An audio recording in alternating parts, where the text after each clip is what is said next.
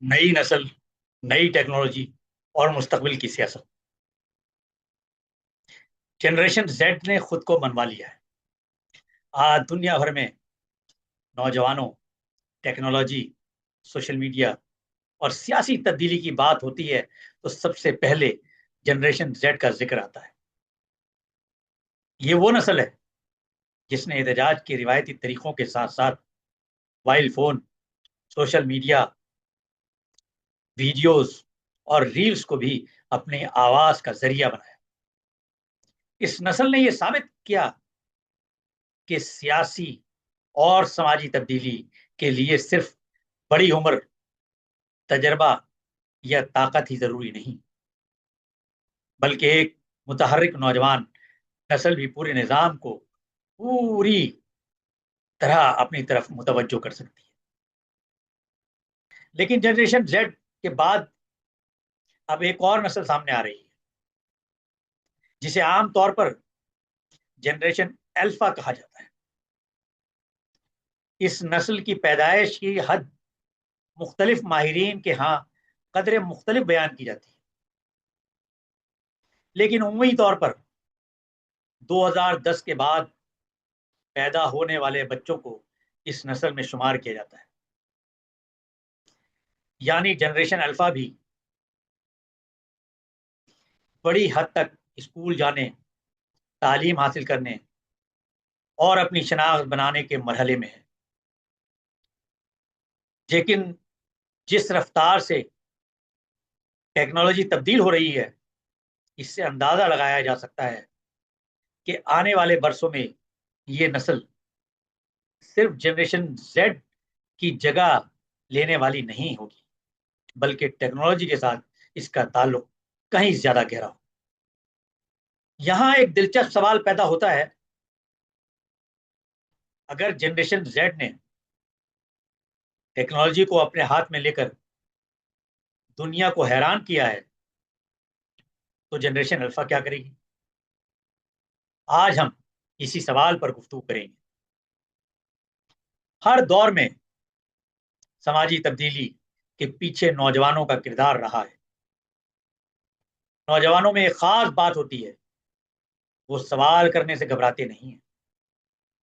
انہیں یہ احساس کم ہوتا ہے کہ لوگ کیا کہیں گے، حکومت کیا کرے گی یا معاشرہ اسے کیسے دیکھے گا۔ یہی بے خوفی کئی مرتبہ تبدیلی کی بنیاد بنتی ہے۔ جنریشن زیڈ میں بھی یہی خصوصیت نمایاں نظر آتی ہے۔ یہ نسل اپنے حقوق کے بارے میں زیادہ حساس ہے، سوال پوچھتی ہے، احتجاج کرتی ہے اور اپنی بات دوسروں تک پہنچانے کے لیے ٹیکنالوجی کا استعمال کرتی ہے۔ اسکولوں، یونیورسٹیوں، حکومت اور مختلف اداروں کے خلاف ہونے والی کئی احتجاجوں میں نوجوانوں کی شرکت نے یہ ثابت کیا ہے کہ آج کی نوجوان نسل صرف تماشائی بن کر رہنے والی تیار نہیں ہے، لیکن جنریشن الفا کے معاملے میں صورتحال اس سے بھی مختلف ہو سکتی ہے۔ جنریشن زیڈ نے ٹیکنالوجی کو آتے ہوئے دیکھا ہے۔ اس نے mobile phone, social media, Facebook, Instagram, YouTube اور پھر ریلز کے دور کو اپنی آنکھوں کے سامنے ترقی کرتے دیکھا ہے۔ اس کے برعکس جنریشن الفا نے آنکھ ہی ایسے ماحول میں کھولی ہے جہاں اسمارٹ فون، تیز رفتار انٹرنیٹ، ویڈیو پلیٹ فارم، مصنوعی ذہانت اور ڈیجیٹل دنیا پہلے سے موجود ہے۔ اس فرق کو معمولی نہیں سمجھنا چاہیے۔ جنریشن زیڈ نے ٹیکنالوجی کو سیکھا ہے، جبکہ جنریشن الفا کے لیے ٹیکنالوجی زندگی کا ایک حصہ رہی ہے۔ آج ایک چھوٹا بچہ موبائل فون ہاتھ میں لیتا ہے تو یہ بتانے کی ضرورت نہیں ہوتی کہ اسکرین کیسے کھولی جائے، ویڈیو کیسے چلائی جائے یا اپنی پسند کی چیز کیسے تلاش کی جائے۔ ٹیکنالوجی کے معاملے میں بچے بھی والدین کے استاد بن رہے ہیں۔ اس کا نتیجہ یہ ہو رہا ہے کہ خاندان کے اندر فیصلہ سازی کے انداز بھی تبدیل ہو رہے ہیں. والدین اپنی اولاد کی رائے پر زیادہ انحصار کرنے لگے ہیں کیونکہ بچے اس ڈیجیٹل دنیا کو ان سے کہیں زیادہ تیزی سمجھ رہے ہیں. لیکن یہی صورتحال جنریشن زیڈ اور جنریشن الفا کے درمیان ایک نئے قسم کے مقابلے کو بھی جنم دے سکتی ہے. جنریشن زیڈ کے پاس یہ فخر ہوگا کہ اس نے سوشل میڈیا کے ابتدائی دور کو دیکھا ہے، ریلز کو مقبول بنایا ہے، ڈیجیٹل احتجاج کو طاقت دی ہے اور ٹیکنالوجی کو اپنے انداز سے استعمال کرنا سیکھا ہے. انہیں محسوس ہو سکتا ہے کہ وہ ٹیکنالوجی کے ماسٹر ہیں. لیکن کیا جنریشن الفا اسے قبول کر سکتی ہے؟ شاید ایسا نہیں. وہ کہے گی کہ آپ نے موبائل اور ریلز دیکھی ہیں، ہم نے مصنوعی ذہانت، روبوٹس اور اس سے آگے کی دنیا کو دیکھا ہے. جنریشن الفا نے جو سوچا ہے اس کو ہوتے ہوئے دیکھا ہے. یہیں سے نسلوں کے درمیان ایک دلچسپ مقابلہ شروع ہو سکتا ہے. جنریشن زیڈ کہے گی کہ ہم نے سب سے پہلے آواز اٹھائی تھی، ہم نے سڑکوں پر احتجاج کیا تھا، ہم نے حکومتوں کو سوالوں کے کٹ گھرے میں کھڑا کیا تھا. جنریشن الفا جواب دے سکتی ہے کہ آپ نے جو کچھ کیا وہ اپنے وقت کی ٹیکنالوجی کے ساتھ کیا، ہم اس سے کہیں آگے کی دنیا میں پیدا ہوئے. شاید یہی آنے والے وقت کا سب سے دلچسپ جنریشنل کانفلکٹ ہوگا. لیکن اس مقابلے کا ایک دوسرا پہلو بھی ہے اور وہ ہے سیاست. تاریخ ہمیں بتاتی ہے کہ نوجوان طاقت کو سیاسی جماعتیں اور سیاسی رہنما اپنے مفادات کے لیے استعمال کرتے رہے ہیں. نوجوان اگر منظم ہوں، متحرک ہوں اور بڑی تعداد میں سڑکوں پر نکل آئیں تو وہ حکومتوں پر دباؤ ڈال سکتے ہیں. لیکن اگر یہی نوجوان اپنی طاقت کے سیاسی استعمال کو سمجھنے میں ناکام رہے تو انہیں کسی اور کے ایجنڈے کے لیے استعمال کرنا بھی آسان ہو جاتا ہے. جنریشن زیڈ اور جنریشن الفا دونوں کے سامنے یہی سب سے بڑا چیلنج ہوگا. اگر یہ دو نسلیں صرف ایک دوسرے کو شکست دینے، اپنی برتری ثابت کرنے یا سوشل میڈیا پر زیادہ مقبول ہونے کی جنگ لڑتی رہیں تو فائدہ کسی تیسرے کا ہوگا. سیاسی رہنما انہیں ایک دوسرے کے مقابلے کھڑا کر کے اپنی سیاست مضبوط کر سکتے ہیں، یعنی اپنی سیاسی روٹیاں سیک سکتے ہیں. ایک نسل کو دوسرے کے خلاف استعمال کیا جا سکتا ہے. نوجوانوں کے جذبات کو سیاسی نعروں میں تبدیل کیا جا سکتا ہے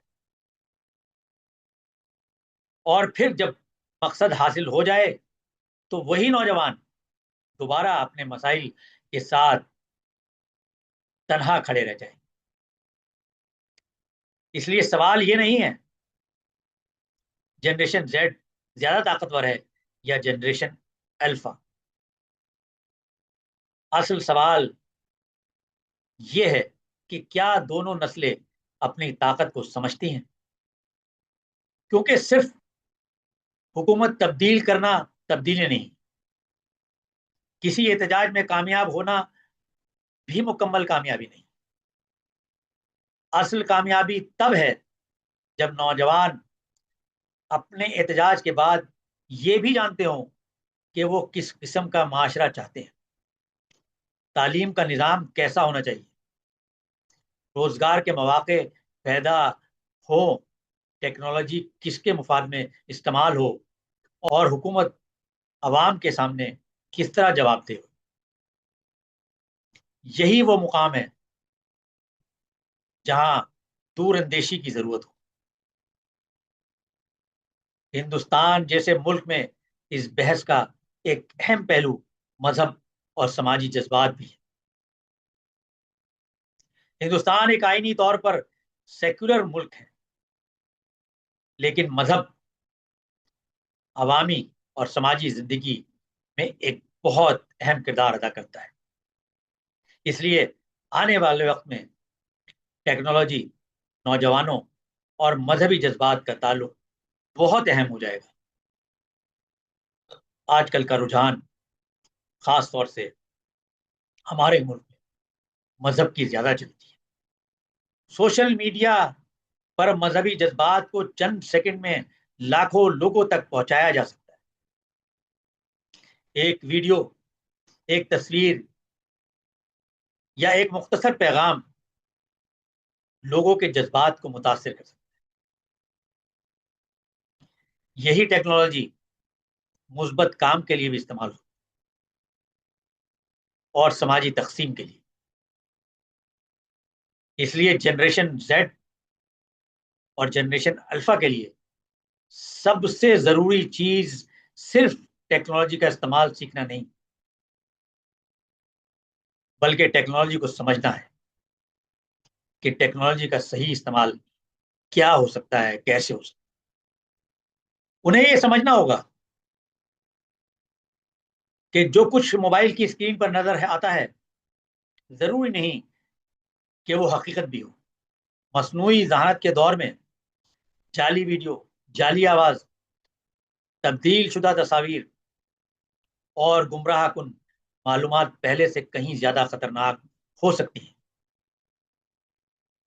اور پھر ایک بڑا سوال یہ بھی ہے کہ اس پوری ٹیکنالوجی کا مالک کون ہے؟